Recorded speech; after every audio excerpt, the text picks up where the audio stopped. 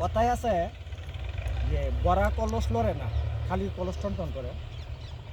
এই আওয়ামী লীগ সরকার পতনের আগে বিগত যে 17-15 বছর কিছু ভুয়া মুক্তিযোদ্ধা যারা এদের কথাবার্তা আচরণে মানে ওদের যে ভাব নমুনা ছিল, কোথাও হাসপাতালে যাও, তোমার বিভিন্ন জায়গায় রেশন বিতরণ করো, ওইসব জায়গায় যাও, যে কোনো জায়গায় যাও, ওদের জন্য গেট আপ ছিল আলাদা। যারা ভুয়া মুক্তিযোদ্ধা, যারা এই পোশাক একটা কাপড় একটা ব্লেজার পরতো, আর নয় জন্য মুক্তিযোদ্ধা ওটা চিল্লা লাগাইয়া তোমার এদের এমন একটা ভাব, এমন একটা গেট আপ, মানে কাউকে কোনো এই পাত্তা দিত না। যে এখানে যে ওই সংস্থার যে অফিসার আছে, কর্মকর্তারা আছে, এদেরকে মতো পাত্তা দিত না। সাধারণ পাবলিক তো দিতেই না, সাধারণ পাবলিককে পাত্তা দিতেই না।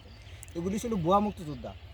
হাসিনা সরকার আওয়ামী লীগ সরকার পতন হওয়ার পর বুঝছো, এদের এখন কোনো কিছু বালাই নেই। যে তোমরা কাউনা বাজার আছে, ওরা কিন্তু এখানে এসে বিভিন্ন বার্গেনিং করতো। হ্যাঁ, তখন যখন আওয়ামী লীগ সরকার পতন হয়ে গেছে, ওদেরকে কোনো কিছুই দেওয়া যায় না।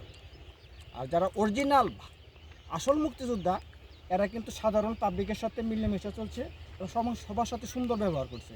যারা অরিজিনাল আসল মুক্তিযোদ্ধা, তাদের ব্যবহার ছিল খুব সুন্দর, এখন আর আছে। আর যারা এই যে ভুয়া মুক্তিযোদ্ধা, এদের যে গেট আপ, ওদের যে ভাব, ওরা মনে করছিল যে সাধারণ পাবলিক এদের কাছে কিছুই না। ওই আওয়ামী লীগ সরকার পতন হওয়ার পর এরা এখন এলাকা সাইডে মানে যার মতো আছে। আমি মামুন কাজল, আমার জেলা কিশোরগঞ্জ, থানা হোসেনপুর গ্রাম বাসুরচর। উনি সামরিক বাহিনীর সদস্য, আমি রিটায়ারমেন্ট সামরিক বাহিনীর সদস্য। আমি মামুন কাজল, যারা আমার কিশোরগঞ্জ, থানা হোসেনপুর গ্রাম বাসুরচর। কি কথা ঠিক আছে? ওকে, সঠিক।